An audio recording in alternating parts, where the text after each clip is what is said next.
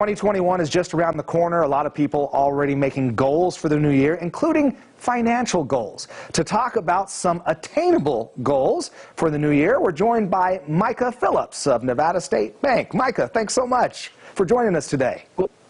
Glad to be here, Kendall. Thanks for having me. You have some great ideas, some tips on how to do some simple things that are small incremental steps that can make a big difference. Absolutely. You know, in the new year, people are often resetting around fitness goals and savings goals. And we've all seen the jibs fill up in January and be empty 2 weeks later. The same thing is true with financial goals. It's about setting realistic goals and making it a part of your everyday life in a way that's manageable. So for example, you know, setting up an automatic transfer or putting a reminder in your phone to set aside some money. Start little and make it reasonable. And keep it top of mind, obviously. What can people do if, you know, and this is unfortunately the case for a lot of people right now, if they don't have income, if maybe they're in between jobs or they've been temporarily laid off because of everything going on?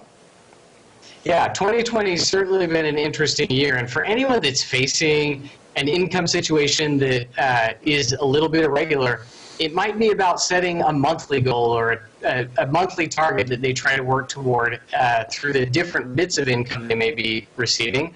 Or maybe it's even setting aside a little bit of cash. Maybe you take those $1 bills and you stash those to the side as a way to try to put something there for the rainy day.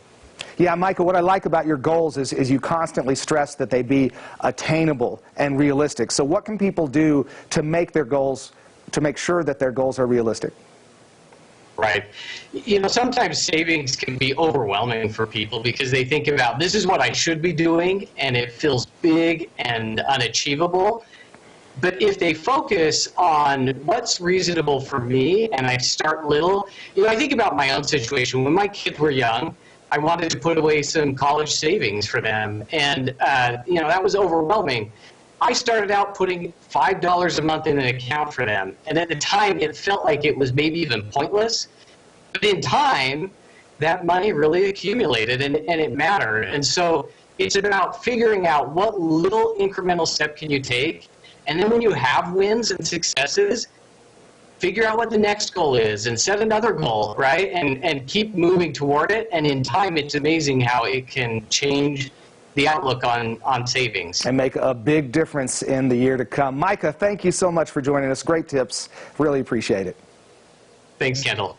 We want to thank Nevada State Bank for being one of our Community Pride partners.